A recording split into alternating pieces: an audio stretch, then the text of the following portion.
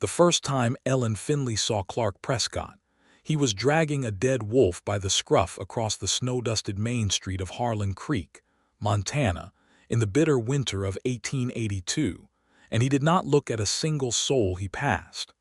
Not the blacksmith who hollered a greeting at him. Not the shopkeeper who stepped out from behind the counter of Dunnett's General Store and raised a hand in acknowledgement. Not even the small boy who chased after him for half a block, tugging at the hem of his duster coat and asking whether the wolf had bitten him before it died. Clark Prescott said nothing to any of them, only kept walking with his jaw set and his dark eyes fixed on some point that existed somewhere past the far end of the street, past the mountains even, in a place that no one else could see, and that no one had the nerve to ask him about. Ellen stood on the boardwalk in front of the only boarding house in Harlan Creek, gripping the handle of the carpetbag that held everything she owned in the world, and she watched him go. The December wind came off the mountains with teeth in it and bit straight through the wool of her traveling coat, but she did not move. Something about the set of that man's shoulders stopped her. Something about the particular way he carried his silence, like it was a physical object he had been carrying for so long that his back had curved around the shape of it. She had seen hard men before. She had grown up in the Nebraska territory, watched drought take everything her father had twice over, watched her mother grow thin and quiet as the years passed. She had spent 2 years in Cheyenne working as a seamstress for a dress shop, until the owner's son had decided that her being unmarried and alone in the world was an invitation he did not need to wait for, and she had packed her bag at 2 o'clock on a Wednesday morning and caught the first northbound stage. Hard men, she knew. But there was something different in the way Clark Prescott moved through Harlan Creek. It was not the hardness of a man who had been worn down by difficulty. It was the hardness of a man who had made a decision, a deliberate, permanent, uncompromising decision to be done with something. What that something was, Ellen could not have said, standing there in the cold with her carpetbag and no plan beyond finding a room and a way to earn her keep. She found out before the week was out, as one tends to find things out in a town of 400 souls where the boarding house keeper, a wide-shouldered woman named Marcy Dodd, believed that information was meant to be shared the way bread was meant to be shared, freely and without reservation. "Clark Prescott," Marcy said, setting a bowl of beef stew in front of Ellen on her first evening, and pulling out the chair across from her as though she intended to stay a while, which she did. "Now there is a story." Ellen did not ask for the story. She was too tired and too cold and too hungry to ask for anything. But Marcy told it anyway, the way she told everything, with her elbows on the table and her voice dropped just low enough to feel like a confidence even when the whole room could hear her. Clark Prescott had come to Harlan Creek 6 years ago, the winter of 1876. He had been 28 years old then, and he had arrived with a wife. Her name was Grace. She had been a school teacher from Virginia, and she had the kind of beauty that made people stop mid-sentence when she walked into a room. Not the showy kind, but the quiet kind, the kind that was wrapped up in the way she listened to people and the particular tilt of her head when she was thinking. Clark had loved her in the absolute and uncomplicated way that some men are lucky enough to love once in their lives. They had built a ranch 8 miles outside of town. Clark had worked himself down to the bone for 2 years putting that place together, adding rooms to the original cabin, building a proper barn, fencing 60 acres. Grace had made it beautiful the way women do, with very little, hanging curtains in the windows, planting a kitchen garden, painting the porch boards a shade of blue that was somewhere between sky and slate. She had died in the winter of their 3rd year in Harlan Creek. Influenza, which was not a dramatic death and not a heroic one, and which gave no one anything to hold on to afterward because there was no villain, no moment of bravery, nothing but a woman going to bed with a fever and not getting up again. Their daughter, a girl of 2 named Margaret, had been taken in by Clark's sister, who lived with her husband in Billings. Clark had driven the wagon himself to bring Margaret there, handed the child to his sister without a word, and driven back to the ranch. That had been 4 years ago. In the 4 years since, Clark Prescott had spoken to people in Harlan Creek only when business required it. He came into town once a month for supplies. He sold his cattle in the fall and took his payment and went back to his ranch. He helped his neighbors when help was needed because that was simply how things worked out here, but he did so without conversation and without warmth, and when the work was done he left. Several women in the county had tried to draw him out in the years since Grace had died. He had been polite enough in refusing them, but there had been nothing behind the politeness, no flicker of interest or regret. It was, Marcy Dodd said, as though he had simply decided that the part of his life that involved other human beings was finished. "He is not a mean man," Marcy said, collecting Ellen's empty bowl. "He has never been unkind. He just has not said a kind word in years. Not a proper one, not the kind that means something. And everyone around here has stopped expecting him to, which I think is its own kind of tragedy." Ellen thought about what Marcy had said as she lay in the narrow bed in her rented room and listened to the wind throw itself against the window. She thought about the shape of a man's grief and how it could become indistinguishable from the shape of the man himself if enough time passed.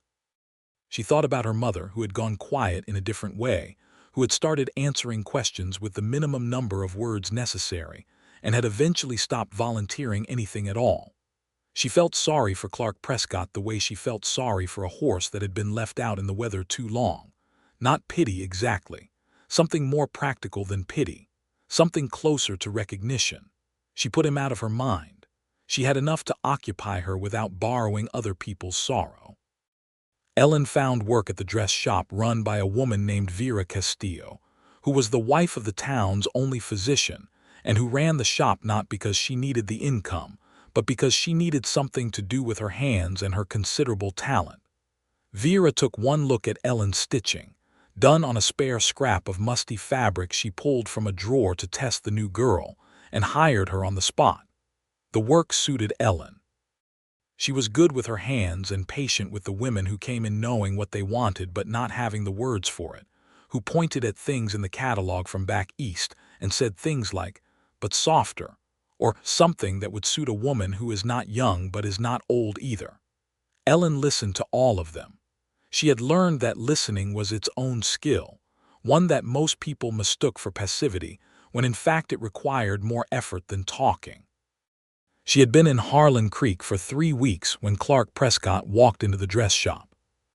He stopped just inside the doorway in a way that suggested he had perhaps not anticipated the nature of the establishment, or had perhaps not registered the name on the sign outside. He held his hat in his hands, and his dark hair was still pressed flat from it.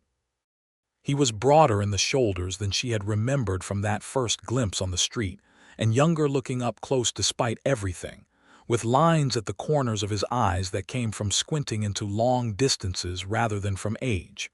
Vera was in the back, and Ellen was alone at the counter with a length of blue wool crepe she had been measuring. She looked at him. He looked at the shop. "I can help you," she said. He focused on her with the expression of a man who had been startled out of a different thought. "Vera Castillo," he said. It was not a question. It was the name of the person he had expected to find. "She is in the back," Ellen said. "What did you need?" Something in his face rearranged itself. Not warmth exactly, but a kind of minimal courtesy that had the quality of something very old and half forgot, like a language he had once been fluent in. "My sister sent a letter. She needs 2 dresses made for my daughter for the spring. Margaret is 6 now." He said the name of his daughter with the careful deliberateness of someone handling something fragile. "She is growing fast. Her aunt sent measurements." He held out a folded piece of paper. Ellen took it, unfolded it, and looked at the measurements written in a woman's neat hand. "What kind of dresses?" she asked. "Good ones," he said, "for school. Margaret is starting school in Billings in March." "Any particular color she favors?" He paused. It was clear that this question had not occurred to him. It was equally clear that this bothered him, the not knowing, in a way that he had not anticipated. "I do not know," he said, and his voice had something rough at the bottom of it that Ellen recognized as something more than honesty. It was the particular pain of realizing how much you did not know about your own child. "That is all right," Ellen said, and she said it without any particular softness, just as a statement of practical fact. "Little girls that age generally like something bright. I can do a yellow and a green or two blues in different weights, one for every day and one for better." He thought about this.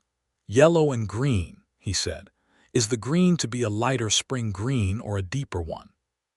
He stared at her as though this was an unreasonable question. Then something shifted, something that was not quite a smile and not quite exasperation, but was alive in a way his face had not been a moment ago. "You know more about it than I do," he said. "Do what you think is right." "Spring green then," Ellen said. "It will suit a child her age. When do you need them by?" "February. She goes to her aunt's by the end of February." "I can have them done by the 15th, she said. He nodded. He stood there for a moment longer than was strictly necessary. Ellen went back to her measuring. He put his hat on and left. Vera appeared in the doorway of the back room approximately 15 seconds later. "Was that Clark Prescott?" "It was. He came in here." "He did." Vera leaned against the doorframe. "He has never come into this shop in the 6 years I have known him. He used to send a note in with one of the ranch hands when he needed anything." She paused. "How did he seem?" Ellen considered the question. "Like a man trying to remember something." "The dresses took 2 weeks.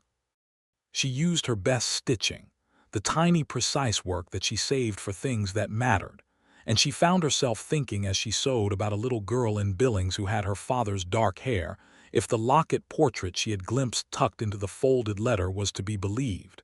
Starting school in March, wearing yellow and spring green. Clark Prescott came to collect the dresses on a Tuesday morning, the day before Ellen had expected him. He came alone, which meant he had ridden 8 miles in a January cold that would have been unremarkable if not for the wind that had been coming down out of the mountains for 3 days without stopping. Ellen wrapped the dresses carefully in brown paper and string. She placed them on the counter. Clark took out his money and paid without complaint at the price, which was fair but not cheap. He picked up the package. He paused. "She will like them," he said. Ellen looked up from the receipt she was writing. "I hope so." "You did not need to do the embroidery on the collar," he said. "That was extra work." "It was not extra work," Ellen said. "It was part of making them right." He looked at her then, really looked at her, not the way he had looked at her before, which had been the way one looks at an obstacle or a convenience. This time he looked at her the way people look when they are seeing something they had not prepared themselves to see. "Thank you," he said. They were 2 words, ordinary words, the kind of words any person might say in the ordinary course of a transaction. But there was something underneath them that Ellen heard the way you hear a sound through a wall, something that was reaching for more than gratitude and arriving at gratitude, because it did not yet have anything else. "Of course," she said. He went out. Vera appeared again from the back room. "He thanked you. People generally thank you when you do work for them," Ellen said. "Not Clark Prescott," Vera said, and she said it with such absolute conviction that Ellen believed her. February came in hard and gray, and the wind off the mountains did not stop. Ellen settled into the rhythm of Harlan Creek. She ate breakfast at Marcy Dodd's long table with the other boarders.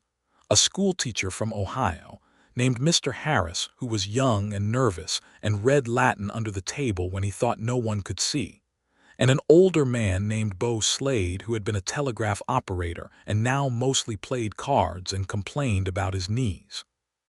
She worked at Vera's shop 5 days a week. On Sundays she went to church, not out of particular devotion but out of the human need to be in a room with other people doing the same thing, and she walked afterward in whatever weather presented itself. She walked in the direction of the mountains because the mountains were the most beautiful thing she had ever seen in her life, more beautiful than anything she had encountered in Nebraska or Wyoming, and she had not yet grown used to them. She thought she might never grow used to them. The way they sat against the sky in the morning like something painted there by a hand that was not entirely human, pink and purple, and the particular blue-white of deep snow, and the way they changed by afternoon to something colder and more serious.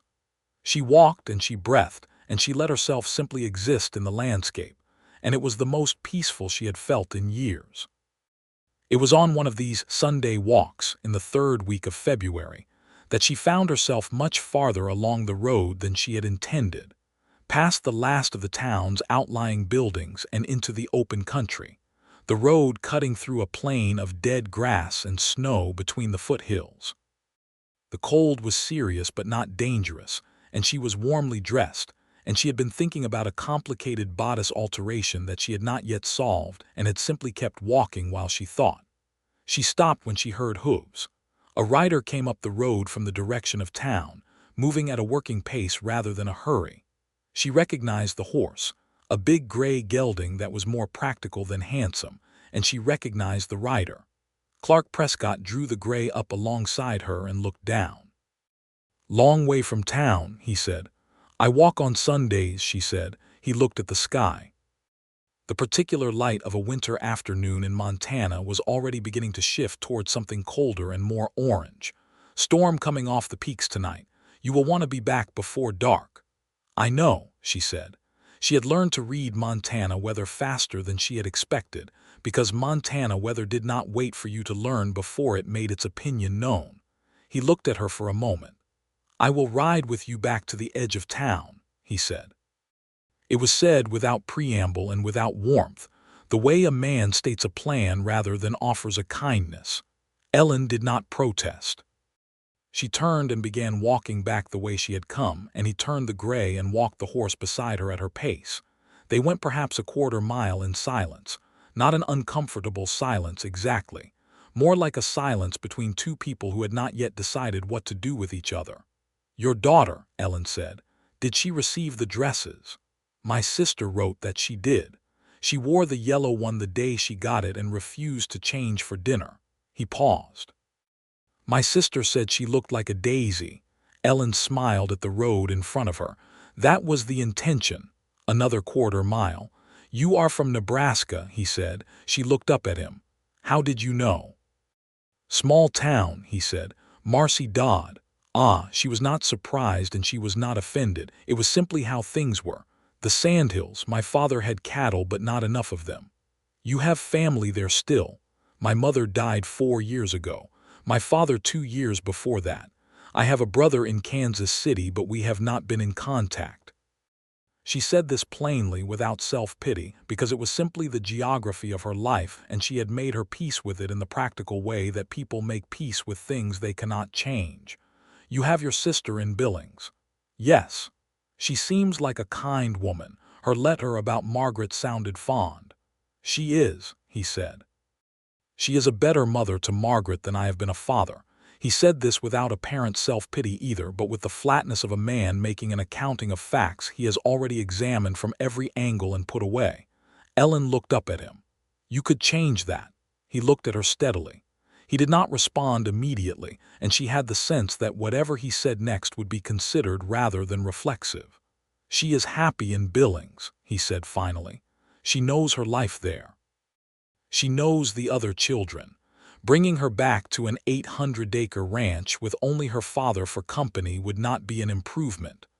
"That depends on what kind of father," Ellen said. It was a direct thing to say. She knew it was direct. She said it anyway because she had spent enough of her life being careful and small, and it had not produced anything particularly useful. He looked at her again with that particular quality of attention, the kind that felt like being read rather than looked at. "You say what you think," he said. "I find it saves time," she said. Something moved across his face. Not a smile, not quite. But the memory of one, or the possibility of one, which was something. They reached the edge of town. He stopped the gray. "Good evening, Miss Finley," he said. "Mr. Prescott," she said. He turned the horse and rode back the way he had come, and she stood watching until the gray shape of him disappeared into the fading afternoon. He came to the dress shop 11 days later, on a Thursday, which was not a regular supply day by any account Marcy Dodd could produce. He came in the late morning when Vera happened to be out making a delivery, and he stood in front of the counter with his hat in his hands again, which seemed to be his natural position when he was uncertain of himself. "I need a letter written," he said. Ellen looked up from a length of brown calico she was cutting. "I beg your pardon. To my daughter, to Margaret." He set his hat on the counter. "My sister says she can read now, that her teacher says she has a natural aptitude." Something in his voice when he said this was complicated in a way that Ellen imagined cost him something to show, pride and grief in the same proportion. "I have not written to her since she went to Billings. I have sent things. Money for her schooling, things she needs, but I have not written." Ellen put down her scissors. "You want to write to your daughter," she said. "I know what to say," he said quickly, as though this had been a concern he needed to address. "I know the things I want to say. I am not asking you to put words in my mouth. I just—" He stopped. He picked up his hat and put it down again. "I have not written anything personal in a long time. I do not trust my hand with it." It was the most she had heard him say at one time. She had the distinct sense that he had surprised himself by saying it. She got a sheet of good writing paper from the small desk Vera kept in the corner for correspondence. She got the ink pot and the pen. She placed them on the cutting table and pulled the stool around to face the other stool and gestured for him to sit. He sat, which seemed to take him a moment to decide on. "Tell me what you want to say," she said. "Start anywhere." He was quiet for a long time. Long enough that she began to wonder if he was going to say anything at all, or if the effort of it had closed up before he could get to it. "I want her to know," he said, "that the ranch is still here, that it is hers if she ever wants it, that her mother's garden came up again last spring even though nobody planted it. The blue flowers. Her mother loved those blue flowers." Ellen wrote. She wrote it as he said it, not changing the words, only shaping the sentences the way a seamstress shapes cloth, so that the structure held without the seams showing. "Tell her," he continued, a little more freely now, "that I have been adding to the barn. There are 4 new horses. Tell her one of them is hers if she wants it. Tell her it is a bay with a white nose and a good temper, and her name is June." He paused. "I named the horse June. Margaret can rename her if she wants." Ellen wrote that too. He dictated for 20 minutes. He told his daughter about the winter, about the wolves he had been dealing with on the north pasture, about a neighbor's new baby, about the way the mountains looked from the porch on a clear morning when the light was right, which he described with more detail and more care than Ellen had expected. He told her that her father thought about her. He used the third person for it, which was the only way he seemed to be able to get at it, saying, "Your father thinks about you rather than I think about you," and Ellen understood this without being told and wrote it as he had said it. At the end he fell silent. "Is there anything else?" Ellen asked. He thought for a moment. "Tell her that the yellow dress was a good choice and that I was glad she wore it to dinner." Ellen smiled without looking up from the paper and wrote it. She read the letter back to him. He listened with his hat held in both hands and his elbows on his knees and his eyes on the floor, and when she finished he was quiet for a moment. "That is right," he said. "That is what I meant." "You wrote it," she said. "I only held the pen." He reached into his coat for his billfold. She shook her head. "There is no charge for a letter." He looked at her. "Letters are not a service I sell," she said. "I was just here." He held her gaze for a moment and then put the billfold away. He folded the letter carefully, the way a man handles something that he is not certain he deserves to be trusted with, and tucked it into his coat pocket. "Thank you," he said. There were those 2 words again, but fuller this time, carrying more weight, as though something inside him had made room for them. March came, and the snow began its slow retreat from the lower elevations. Ellen started taking her Sunday walks farther out again as the road became passable, and Clark Prescott appeared on the gray horse 3 Sundays in a row, each time in a way that could have been coincidence and was not. The first Sunday he rode alongside her and said almost nothing. The second Sunday he dismounted and walked the horse and walked beside her, and they talked about the spring calving season and about the territorial legislature's latest fumbling with the land rights questions that were affecting every rancher in the county. Ellen had opinions about the land rights questions, and she stated them clearly. And he listened, and then offered his own opinions, which were careful and measured, and occasionally surprised her with their precision. The third Sunday he brought her a sandwich wrapped in paper, because he had been eating his own lunch in the saddle, and appeared to have made two without deciding to. "I did not know if you had eaten," he said, holding it out, and the awkwardness in it was so purely human that Ellen had to look away to compose herself. She took the sandwich. It was beef and bread, and it was simple and good. They sat on a flat rock above the road and ate, and looked at the mountains, and the ease of it was something Ellen turned over in her mind afterward, unable to find a proper name for the feeling it gave her. It was the ease of being with someone who did not require her to perform anything, who did not need her to be cheerful or entertaining or careful, who simply sat there on a cold rock eating a sandwich and looking at the same mountains she was looking at. She thought that evening, sitting at Marcy Dodd's table with the schoolteacher and the old telegraph operator, about loneliness and the ways it shaped people. How it had shaped her quietly over the years in Nebraska and Cheyenne, and the long months before Harlan Creek. How it had shaped Clark Prescott in a way that everyone could see, but that he had made into something so contained and complete that people had stopped trying to see past it. She also thought about whether it was practical to feel the way she was beginning to feel, which was the kind of feeling that sat in the chest and changed the quality of ordinary things. The way a length of fabric on her cutting table looked different suddenly. The way the mountains had become even more beautiful, which she had not thought possible. The way she found herself thinking about the letter to Margaret and the horse named June and the blue flowers in a garden that bloomed every spring without being planted. It was Vera Castillo who named it, because Vera Castillo was a woman of precision.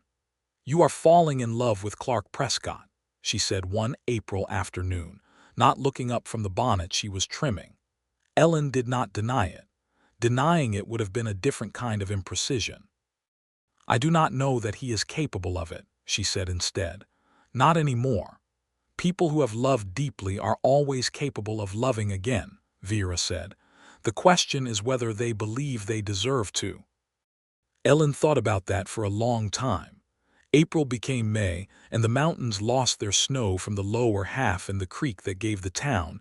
Its name ran fast and cold and green with snowmelt. Clark Prescott came into town more often than once a month now. He did not always stop at the dress shop. Sometimes she saw him from the window, talking with the blacksmith or loading supplies into his wagon, and the way he stood in the street with other people was not yet warm, but it was less closed than it had been. The blacksmith slapped him on the shoulder once, and Clark did not move away from it. He received a letter from his sister in early May. He came to the shop to tell Ellen about it, which was the first time he had come to the shop without a specific practical reason. He stood at the counter, and Vera was conspicuously busy in the back. "Margaret wants to write back to me," he said. He said it with the same complicated weight that everything involving Margaret seemed to carry for him, and underneath it was something that Ellen recognized as the cautious, terrified quality of hope. "My sister says she has been practicing her letters, and she wants to write a real letter to her father." Ellen felt the warmth of it go through her like the first morning in spring that is genuinely warm rather than just less cold. "That is wonderful," she said. "Yes," he said. He stood there. "Clark," she said, and it was the first time she had used his given name, and the word sat in the air between them for a moment, both of them aware of it. He looked at her. "Come to supper," she said. "Marcy has an open table on Friday evenings, and she has told me more than once that she would welcome more company, and you are not required to be entertaining or to talk about anything at all. But come." His jaw tightened. Not in the way that meant anger, in the way that meant he was trying to contain something. "Friday," he said, 7 o'clock. He came at 10 minutes to 7, scrubbed clean and wearing a good shirt under his coat, and Marcy Dodd opened the door for him with an expression that Ellen saw from the hallway, and that contained approximately equal parts triumph and delight, both of which Marcy managed to conceal, by the time she led him into the dining room. The table was full. Mr. Harris, the schoolteacher, Bo Slade with his bad knees, a young couple who had arrived in Harlan Creek 2 weeks earlier to open a photographer's studio, and the Reverend's wife, who had come instead of the Reverend because the Reverend had a cold. Marcy had made beef roast and potato bread, and a dried apple pie that perfumed the entire house from 3 in the afternoon onward. Clark sat across from Ellen at the long table and was, for the first half of the meal, the quietest person in the room by a considerable margin. But he ate well, which said something, and he answered when he was spoken to, and when the young photographer's wife, a woman named Audrey from Savannah who had opinions about everything and stated all of them, said something sharp and funny about the territorial governor's recent speech about land management, he laughed. It was not a large laugh. It was not the laugh of a man who had been laughing regularly. It was small and rusty, and it came out as if it surprised him as much as anyone else. But it was real. Ellen heard it from across the table and felt it the way you feel the first real warmth of spring, that moment when you realize the cold is actually receding rather than simply pausing. He looked at her when it happened, the way people look when they want to know if someone else registered what they just did. She looked back and did not make anything of it, which was the right thing to do. After dinner, Marcy served coffee in the front parlor, and the conversation broke into smaller pieces the way it does when a room relaxes. Ellen found herself standing at the window with Clark while the others settled into their chairs and their separate conversations. "It has been a long time since I was in a room with this many people," he said, low enough that it was only for her. "Too much?" she asked. He considered. "No," he said, as though the answer surprised him. "Marcy's table has that effect," Ellen said. "It is very hard to remain inside yourself in this house." He was quiet for a moment. Outside, the May evening was still, and the stars were beginning to come out over the mountains, the particular thick extravagance of Montana stars that still dazzled her even after months of them. "She must have been happy here," he said, "Grace." He did not say the name, but Ellen knew who he meant. She had learned to hear the shape of the name even when it was not said. "I expect she was," Ellen said carefully. "She would have liked you," he said. He did not look at her when he said it. He said it to the window, to the dark mountains and the stars. But he said it, and it was the most personal thing she had ever heard him say, and she understood that it cost him something. She did not respond right away. She looked at the stars with him. "I would have liked her," Ellen said finally. He turned his head and looked at her profile, and she felt the look the way you feel the heat of a fire when you cannot see the fire itself. "Thank you for the supper invitation," he said, and this time those words held something entirely different in them. He came to 3 more Friday suppers in May and June. He was less quiet at each one. He had a dry, slow humor that was easy to miss if you were not listening for it, but that Mr. Harris began to specifically listen for, cackling unexpectedly at Clark's carefully timed observations, and then looking startled at his own cackling.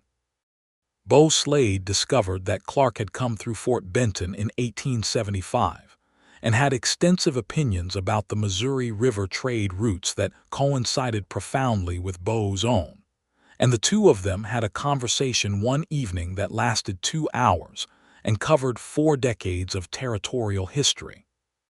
Ellen watched Clark Prescott come back to himself, the way she watched the mountains change with the season, daily increments that were small enough to miss if you were not paying attention, but that added up to something unmistakable. He started asking her to walk with him on Sunday afternoons instead of appearing by apparent coincidence. He would come to Marcy Dodd's at 2 o'clock and stand on the porch and wait, and Ellen would come out in her walking boots and her good wool jacket, and they would walk, sometimes 2 miles, sometimes 4, following the creek or going up into the lower foothills where the trail allowed it. He told her about the ranch. He told her about it with the care of a man showing someone something he was proud of, the way the land sloped toward the creek, the way the aspens turned in October, the quality of the grass in the east pasture that made it good for the cattle in a way that was hard to explain, but that every animal understood immediately. He told her about his horses and about the ranch hand he employed, a young Crow man named Thomas who was the best rough rider Clark had ever seen, and who was teaching Clark words in Crow that Clark then forgot immediately, much to Thomas's visible amusement. Ellen listened to all of it, and she talked too because Clark asked her to, which was a thing she had not expected. He asked what she remembered about Nebraska. He asked about the dress shop and the work she found satisfying and the work she found tedious. He asked about her mother. He listened the way she had learned to listen, with his full attention and without any attempt to fill the silence before she was ready to. One Sunday in July, they climbed high enough into the foothills to find a meadow that none of the trail maps in town seemed to account for. A pocket of deep grass and wildflowers with a view of the valley and the town below, small and orderly from this height, and the mountains rising behind it. They sat in the grass and Ellen took off her boots because the grass was soft and she was tired of boots and it was July, and she wiggled her toes and then laughed at herself for doing it, and Clark looked at her laughing and something happened in his face that was completely unguarded. It was gone in a moment, but she saw it. The way you see something flash in deep water. "I want to bring Margaret here," he said. Ellen looked at him. "Not immediately," he said. "She has her life in Billings," but he started again. "She has been writing to me since March, a letter every 2 weeks. Her handwriting is terrible." The pride in his voice at this was naked and real. "She writes about her friend Josephine and about her teacher and about a dog that belongs to the family next door to my sister. She drew me a picture of the dog." He reached into his shirt pocket and produced a small folded piece of paper, which he unfolded and handed to Ellen. It was a child's drawing, enthusiastic rather than accurate, of something that might have been a dog or might have been a very optimistic horse. Underneath it, in large, unsteady letters, were the words "For Papa." Ellen looked at the drawing for a long time. "She drew that for you," she said. "She draws me something in every letter." He refolded it carefully and put it back in his pocket. "I keep them all." Ellen looked at the mountains and the valley below them and breathed. The grass smelled of summer and heat, and the small flowers that grew in this meadow were blue and white and yellow and utterly indifferent to anything except being exactly what they were. "Clark," she said. "Yes." She turned to look at him. He was watching her with the full quality of his attention, and this close in the July light, she could see the particular darkness of his eyes and the lines at their corners and the gray at his temples that had been there since she met him, and that suited him the way certain things suit a landscape. "I have become very fond of you," she said. He was still. "I am not saying that to press you toward anything," she said. "I am saying it because I believe in saying true things, and that is a true thing." He looked at the valley for a long time. She waited. She had learned that his silences were not absence. They were the opposite. They were his way of treating something with the seriousness it deserved. "I had decided," he said, "after Grace died that I was done, that the part of my life that was about wanting things had run its course." He paused. "I was not unhappy with that decision. It was orderly. It required nothing of me." He stopped again. Ellen waited. "And then," he said, "I walked past a woman standing on a boardwalk in December and I did not look at her, and somehow she was still there when I turned around." Ellen felt the warmth of that move through her, in a way that was different from anything she had felt before. Not the cautious, guarded warmth of someone who has been cold for a long time and is not sure the heat will last, something more certain than that. "You did not turn around," she said. "I watched you. You kept walking." "I turned around later," he said, "not on the street." He touched his own chest briefly, an entirely unself-conscious gesture. "Here." She looked at him for a long moment. "Clark Prescott," she said. "Ellen Finley," he said. And then he reached out and took her hand where it was resting in the grass between them, and held it with a kind of deliberate, careful certainty, not tentative, not questioning, simply decided, and they sat like that in the mountain meadow with the blue flowers and the view of the valley and the afternoon working its long way toward evening. He kissed her for the first time 2 weeks later, at the end of a Sunday walk, on the road outside of town in the last of the evening light. He had stopped walking, and she had stopped walking, and they had stood looking at each other for a moment. And then he had tucked a strand of hair behind her ear with the back of his fingers, and then kissed her with the same quality that characterized everything he did, measured and deliberate and entirely without reservation, once the decision was made. Ellen had been kissed before. She had not been kissed like that before. She had not been kissed by someone who held nothing back in the middle of holding everything still. When they stepped apart, he kept her hand.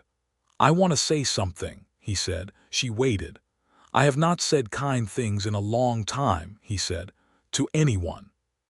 It was not something I thought I would do again." He looked at her with an honesty that was almost painful in its directness. "You are the first person who has made me want to." Ellen pressed his hand. "Then say them," she said. "You have time." He brought her to the ranch for the first time in August. She had expected the practical reality of it, the work of maintaining 800 acres with one hired hand, the rough edges of a working ranch, the smell of horses and cattle and turned earth. What she had not expected was the house itself, which was more carefully kept than any working ranch house she had ever seen, not for company. She understood immediately, but because it had been built with love and the person who lived in it had never been able to bring himself to let it become something less. Grace's curtains were still in the windows, the blue porch boards. The kitchen garden, overgrown but alive, those blue flowers Marcy had mentioned pushing through everywhere with cheerful indifference to neglect. Clark watched her face as she took it in. "You keep the curtains," she said. "They are good curtains," he said. She turned and looked at him, and he met her gaze without deflection. It was not an explanation, and it was not an apology. It was what it was, and she loved him more for the plainness of it than she would have loved him for any amount of justification. Thomas came out from the barn and was introduced. He was a young man of 23 with a calm competence about him and a dry humor that reminded Ellen of Clark's own.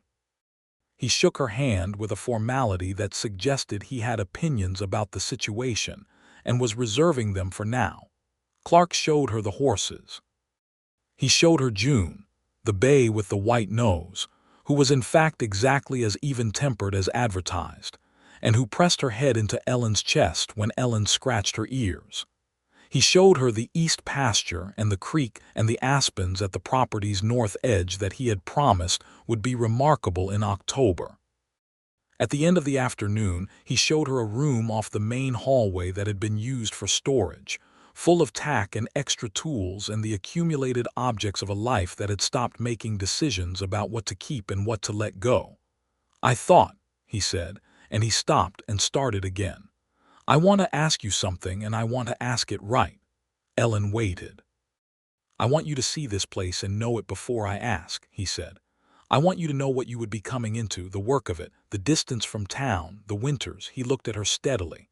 "The fact that I am a man who is better than I was 6 months ago, but who will never be simple." "I have never wanted simple," Ellen said. "I know, that is part of why." He took a breath. "Margaret is coming in October. My sister is bringing her for 2 weeks. I want her to meet you.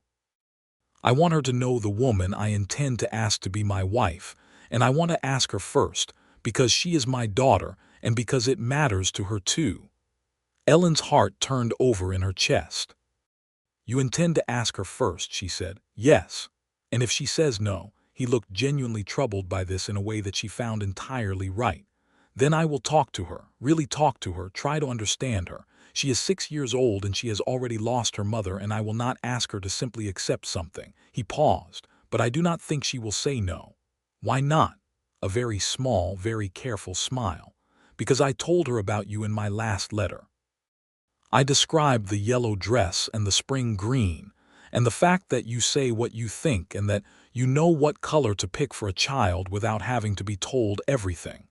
And she wrote back.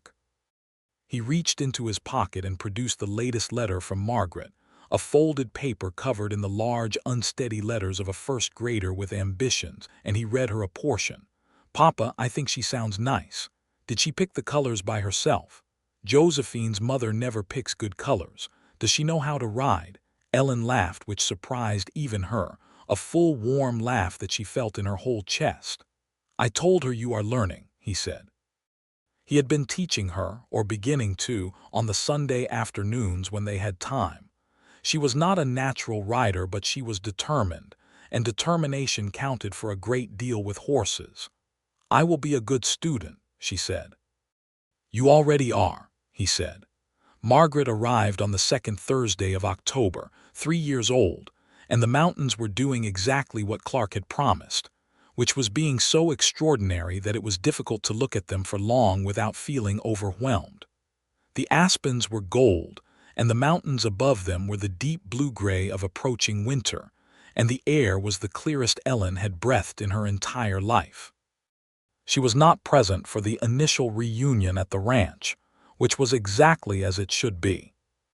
Clark met his sister's wagon on the road and brought his daughter home, and Ellen waited until Sunday, when Clark brought Margaret into town, and they met at Marcy Dodd's for the kind of informal midday meal that Marcy produced effortlessly, and which had become the center of Ellen's social life.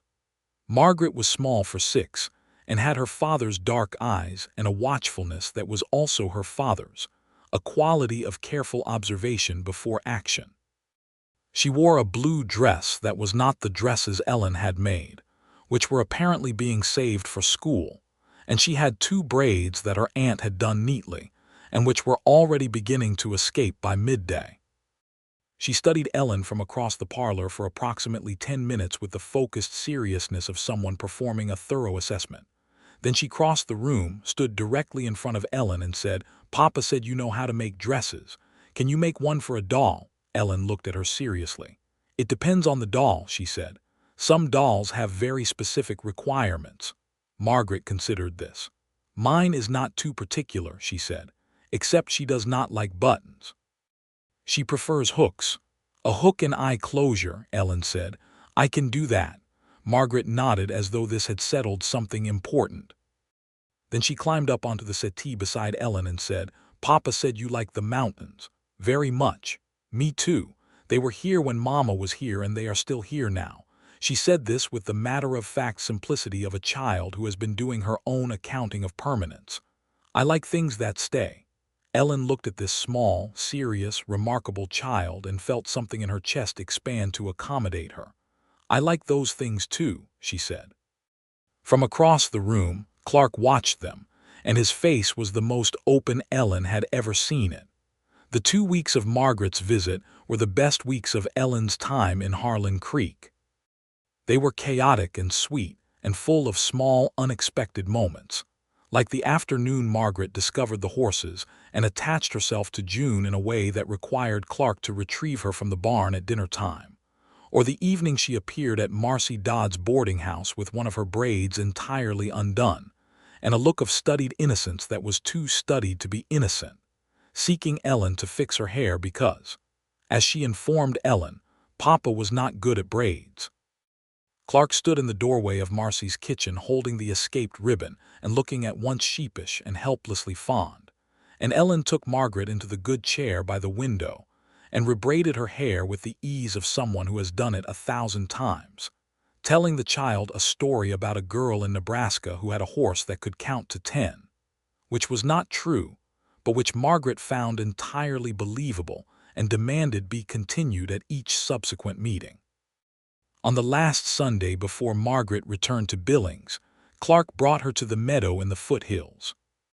The 3 of them climbed the trail, Clark carrying Margaret on his shoulders for the last quarter-mile when her legs gave out, and they sat in the meadow that was now golden with late-season grasses, the blue flowers long gone until next year, and ate the lunch Ellen had packed. Margaret fell asleep in Clark's lap in the afternoon sun with the absolute confidence of a child who has found a safe place, and Clark sat very still so as not to disturb her, and he looked at Ellen over his daughter's dark head. He reached into his coat pocket with his free hand. He produced a ring. It was simple, a gold band with a small turquoise stone that was the color of the Montana sky on a clear morning, and he held it out to her in his palm.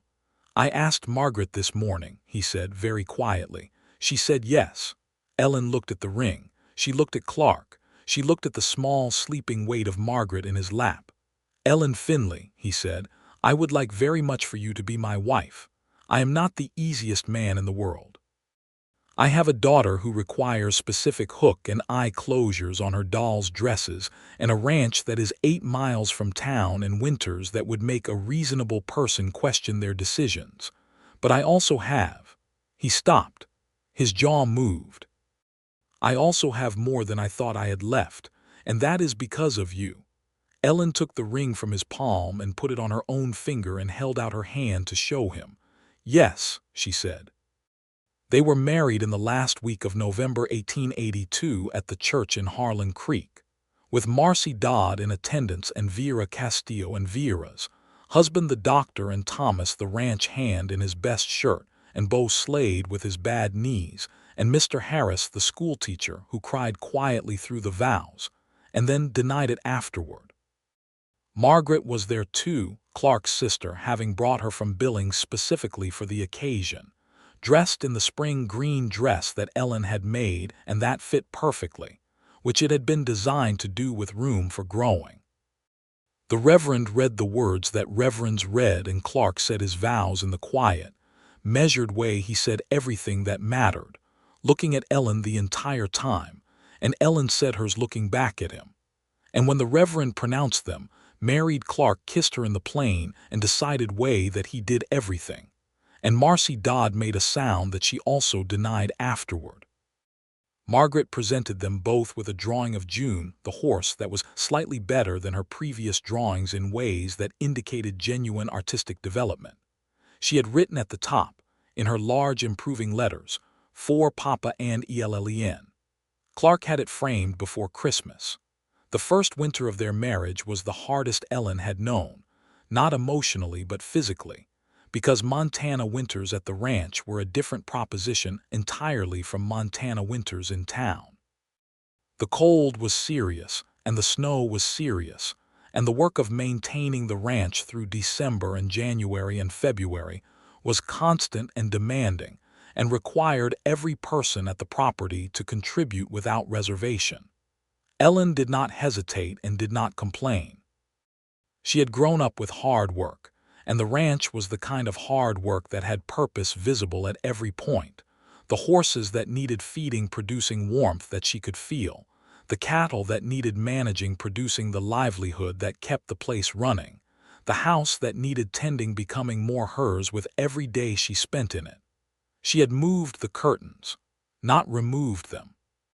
She had taken Grace's curtains down carefully and washed them and pressed them and put them back, and then she had added her own things around them, a quilt she had been given by her mother, a small rug she found at the general store, a set of blue and white dishes that she thought suited the house.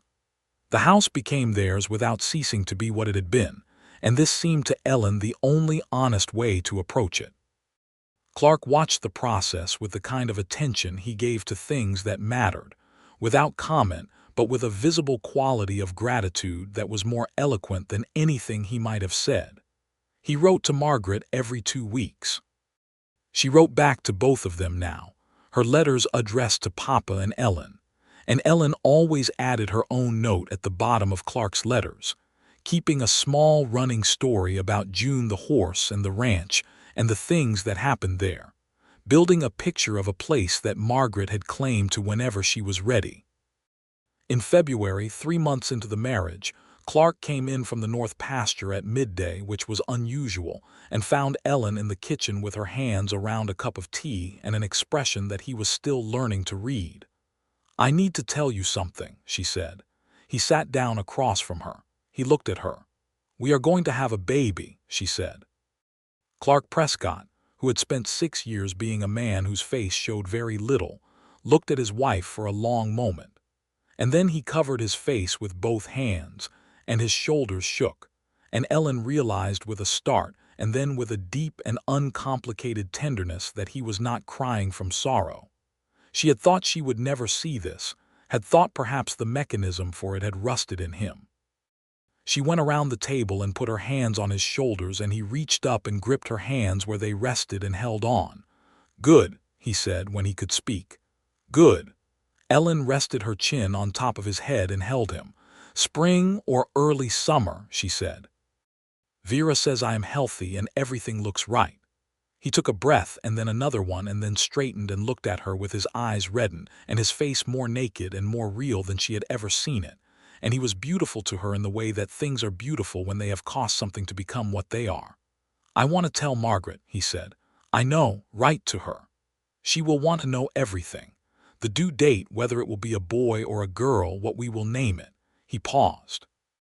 "She will have opinions about the name." "I fully expect her to," Ellen said. She kissed the top of his head. "Write to her tonight." He did.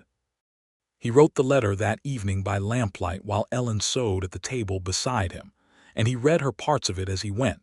And she offered suggestions, and he took some of them and argued against others, and the domestic ordinary intimacy of it sat around them like warmth. Margaret's response arrived in 10 days, which was the fastest return post they had ever received from Billings, and it was 4 pages long, which was the longest letter she had yet written. She had opinions about the name. She provided a list of acceptable girl names and a separate list of acceptable boy names, organized in order of preference. She had questions about the due date. She wanted to know if she could be there when the baby came.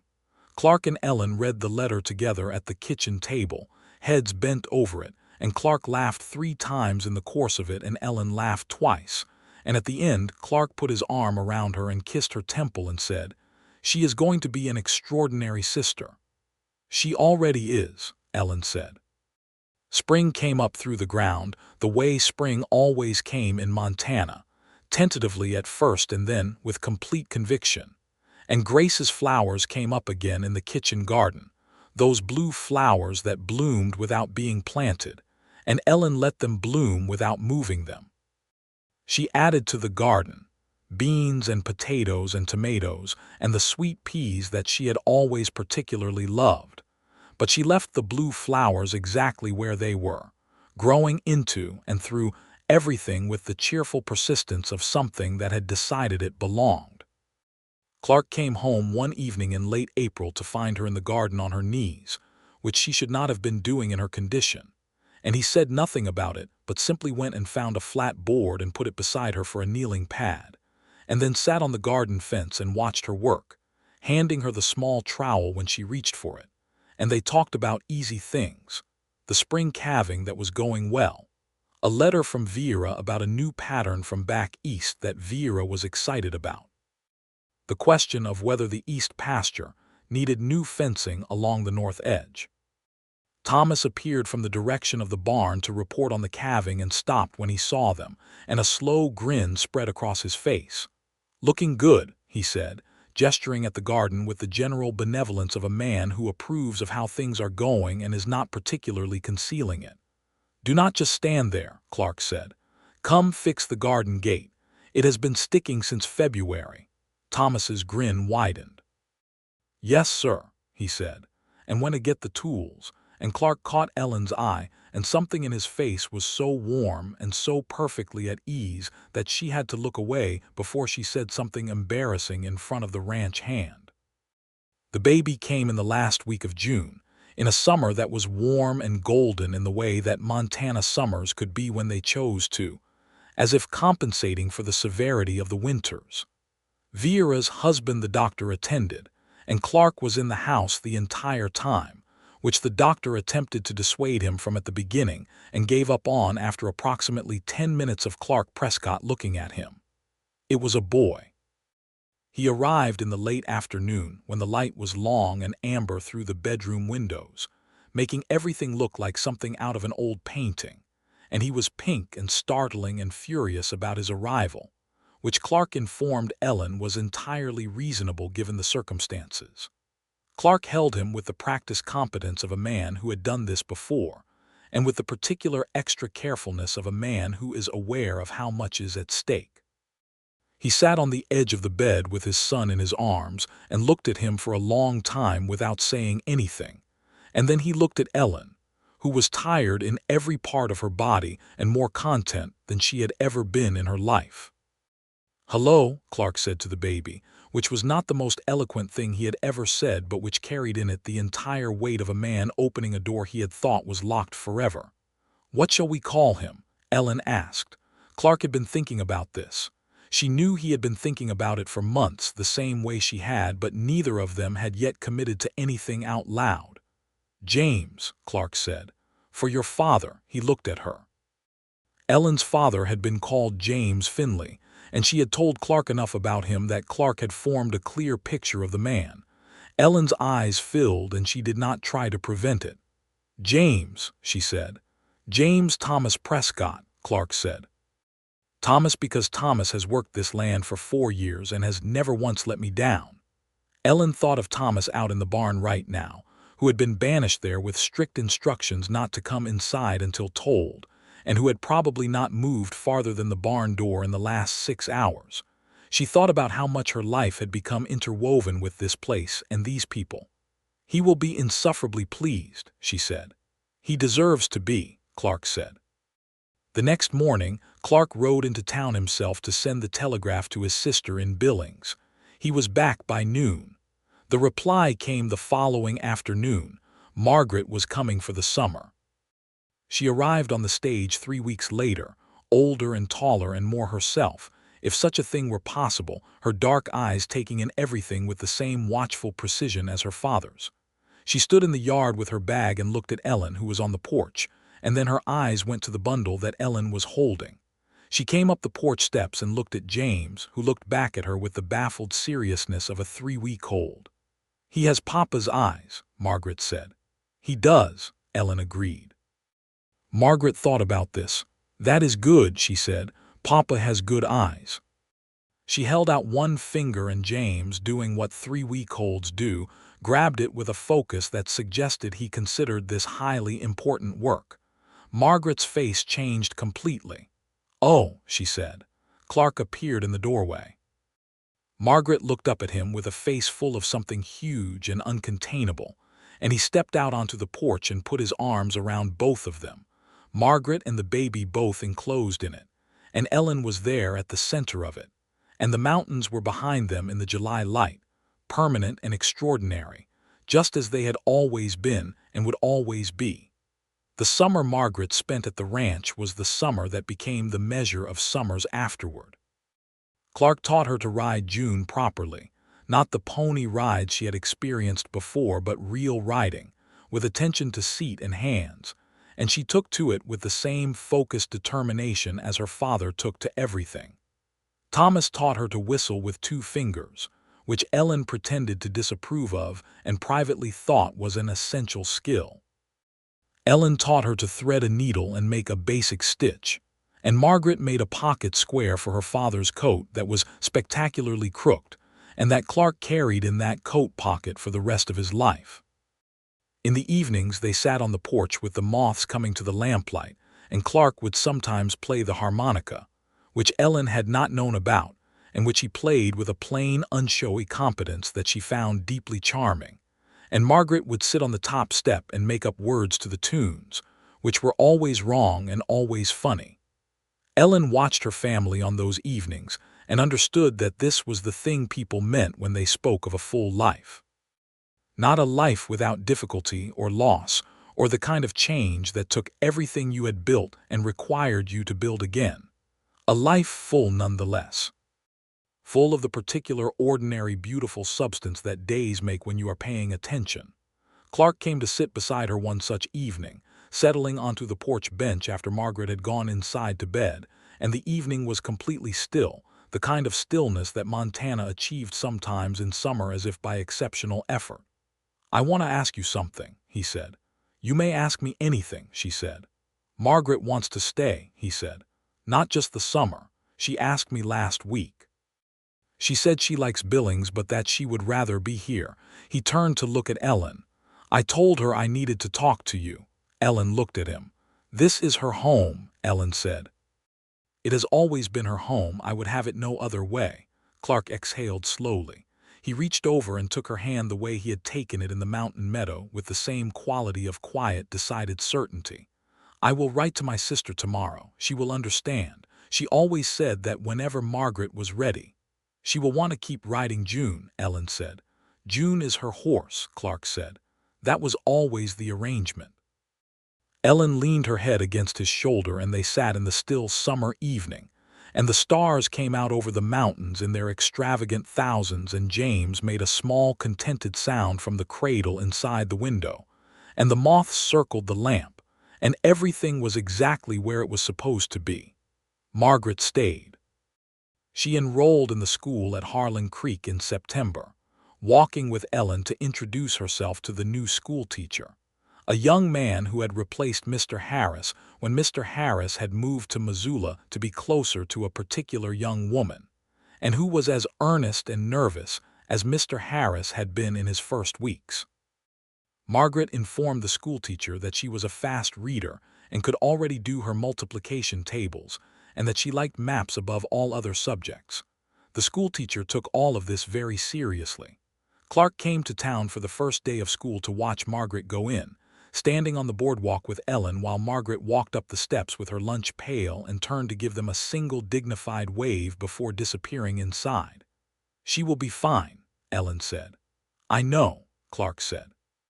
He sounded as though he had known it for approximately 10 seconds. She slipped her hand into his. He held it. They stood on the boardwalk in the September morning with the mountains behind the town just beginning to show their first fall colors, and the town going about its business around them. And Ellen thought about December 3 years ago, this same boardwalk. A man walking past without looking at anyone, dragging a dead wolf across the snow. She thought about Marcy Dodd's voice saying, "He has not said a kind word in years," and the way she had heard it as a tragedy. She still thought it was a tragedy, what had been. But what it had become was something else entirely. What it had become was a man who woke her some mornings just to tell her that the light on the mountains was particularly fine, and he thought she should see it. A man who wrote to his daughter every 2 weeks without exception, and who had kept every drawing she had ever sent him in a wooden box on the bedroom shelf. A man who had told Thomas, on the occasion of Thomas's 24th birthday, that the ranch would be his to inherit in part when the time came, and who had done so with the same matter-of-fact certainty that he brought to everything he had decided was right. A man who had come back. Not to what he had been, because you could not go back to what you had been, and it would not be honest to try, but to something, to himself, or to the version of himself that had room in it for the world. The second winter was easier than the first, not because the Montana winter was any less serious about itself, but because Ellen knew it now and the ranch knew her, and the rhythms of hard, cold months had become her rhythms too. James grew and changed every week with the astonishing speed of infants, going from the still gravity of a newborn to a creature of perpetual motion and loud opinions, with a thoroughness that Margaret found remarkable, and that Clark observed with an expression of baffled delight that Ellen never tired of seeing. By the following spring, James was pulling himself to standing on everything that held still long enough and regarding the world from his new height with Clark's expression exactly. And Clark and Ellen had a running quiet joke about this, about the particular set of the jaw and the focus of the gaze, and it was the kind of joke that works because it is also true, and because the truth of it is completely delightful. Thomas's younger sister came to work at the ranch in the spring of 1884, a young woman named Alice who was 20 years old and who turned out to have a particular gift for the horses that made Thomas's considerable skill look ordinary by comparison. She and Margaret became immediate allies on the basis of shared horse enthusiasm and the kind of frank mutual assessment that girls in Montana were very good at. Ellen was fond of Alice immediately and said so, and Alice responded to this with a warmth that suggested she was not always found easy to be fond of, and that she appreciated Ellen's lack of difficulty about it. The ranch grew. Not dramatically, not all at once, but steadily, the way good things grow, with attention and patience and the willingness to make decisions and live with them. Clark added to the herd with care, and sold in the fall at prices that improved year over year as his reputation for quality cattle, established itself across the county and beyond. He and Thomas built a second barn in the fall of 1884, and Clark and Ellen had a significant conversation about the possibility of taking on a second hand in the spring, which they arrived at after 3 evenings of discussion and a great deal of coffee. Margaret, at 8, had opinions about the ranch operations that she was developing at speed and presenting with increasing articulateness. Clark listened to all of them with the seriousness they deserved. Some of them were good, and he said so plainly. Some of them were impractical, and he explained why. And Margaret argued back. And they had the kind of disagreements that are the best kind between a father and a child, because they are based in mutual respect and arrive at understanding without either party having to pretend they were wrong when they were not. Ellen watched the two of them across the dinner table on the evenings when they were deep in a discussion about the North Pasture or the spring roundup schedule, and she felt the particular satisfaction of someone who has seen a thing that was broken become whole again. Not the same shape as before. A different shape, rebuilt around different circumstances, but whole. It was Thomas who said it best. On a fall afternoon when they were all in the yard after the roundup, tired and dusty, and enormously satisfied with the numbers. And Clark was laughing at something Margaret had said, really laughing. The laugh that had come back to him over the past 2 years like a tool rediscovered. And James was tottering around with single-minded purpose among the adults' legs, and Alice was telling Ellen something about one of the mares. Thomas stood next to Ellen for a moment and looked at the scene. "There was a time," he said quietly, "when I was not sure this place was going to make it." Ellen looked at him. "Not the land," he said. "The ranch can always be sold or worked by someone else. I mean this." He made a small gesture that encompassed the yard, the people in it, the house behind them. "The thing that makes a ranch worth working. The thing you stay for." Ellen looked at Clark, who was looking back at her from across the yard with his family around him in the fall afternoon, and who met her eyes and smiled the smile that still, 2 years into her marriage, made the whole world suddenly more substantial, as though someone had sharpened the edges of things. "It made it," she said. "It did," Thomas said. Christmas of 1884 was the first one with the whole family at the ranch. Clark's sister, arriving from Billings with her husband and their own 2 children, filling the house with a noise and warmth that the walls had not held in years. Clark's sister, whose name was Charlotte and who was a brisk and funny woman who had clearly been holding Clark's entire emotional education in trust for exactly this occasion, embraced Ellen in the kitchen on the first evening and said, "Thank God," and Ellen laughed and said, "I agree."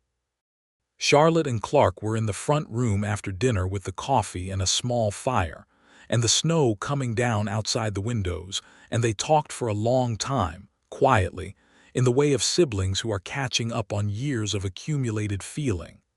Ellen did not listen and did not need to. She trusted the outcome. She was putting James to bed in the small room that had been added to the house over the summer, a proper bedroom for him that he had not yet grown into in terms of either his size or his ambitions but would. And she could hear Clark's voice in the front room, low and steady, and she could hear his sister's laughter at intervals. And the house creaked in the cold the way good houses do, settling into itself. James was heavy in her arms, his eyes closed and his fingers curled loosely around the collar of her dress, and she stood at the window with him for a moment before putting him down, looking at the snow on the mountains in the dark, the shapes of them against the sky, and thought about everything that led to this moment.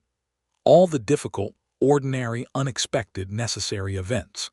The stage north from Cheyenne. The boardwalk in December. A man with a dead wolf and a silence that had been years in the making.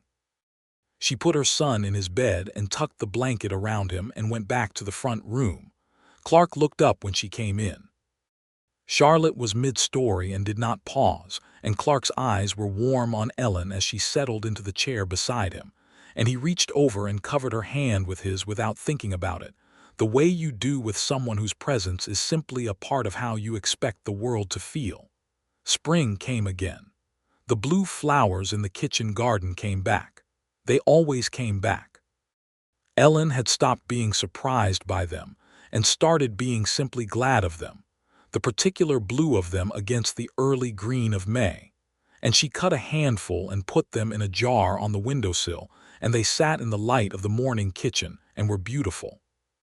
Clark came in from the early morning check of the calving barn and stopped in the kitchen doorway when he saw the flowers, and he looked at them for a moment with a face that carried the full history of everything but without the old weight, the way a story can be present in a face without defining it.